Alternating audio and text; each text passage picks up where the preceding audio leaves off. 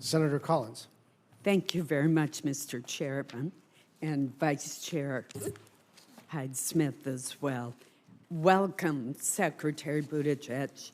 I want to talk to you about the collapse of the Francis Scott Key Bridge because it brought to light some serious potential vulnerabilities of other bridges that were built prior to the regulations requiring the use of barriers to protect pillars.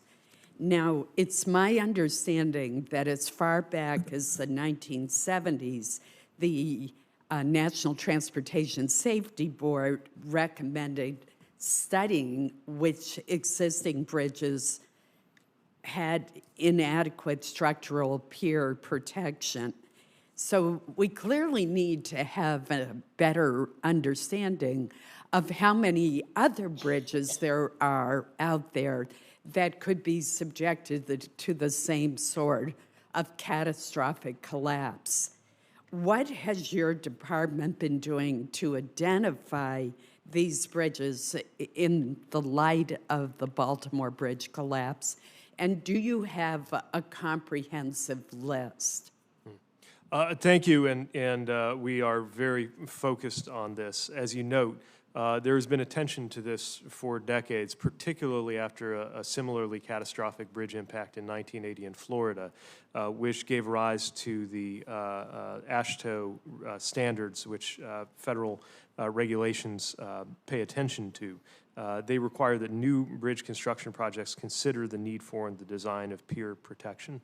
I do want to take care to preface anything else I say by acknowledging that the NTSB operates independently from us. They are, of course, independently assessing the causes of this incident. And it is too soon to know whether any bridge design currently known could have withstood a direct impact of the 248 million pounds that went into that pier. But bridges have increasingly been designed with what are called dolphins, fenders, or islands around their supports in order to mitigate the impact of a potential collision.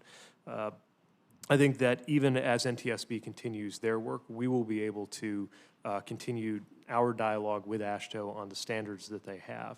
While there is not an inventory of bridges that is scoped for analysis based on what size vessel impact at what speed each of them might be able to withstand, I think we do need to assess where the most critical points are, where we would prioritize investment in the resilience of the legacy infrastructure that we have.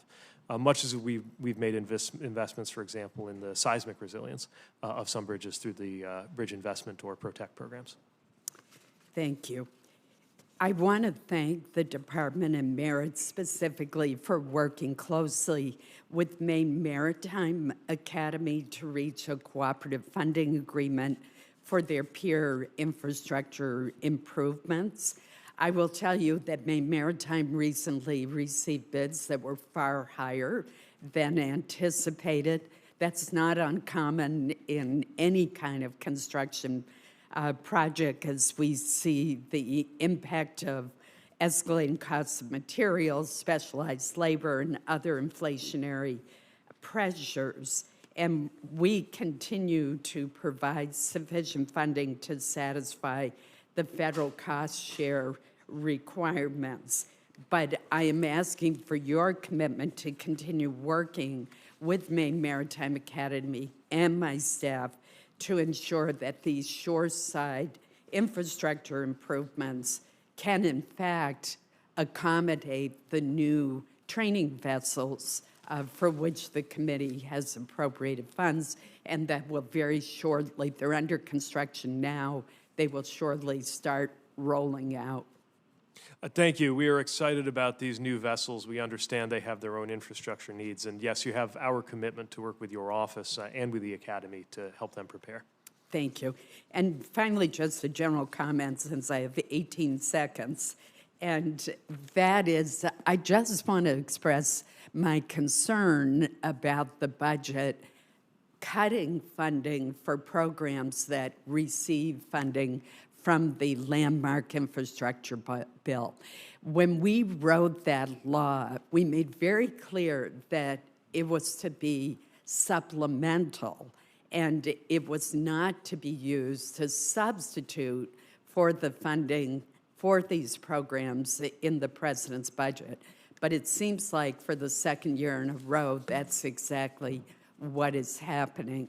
And that really concerns me because this funding is finite. It's going to end. It was intended to help our country catch up on a lot of delayed maintenance and to improve the infrastructure, to expand broadband, lots of purposes. It was not intended to be a substitute for the regular funding. Thank you, Mr. Chairman.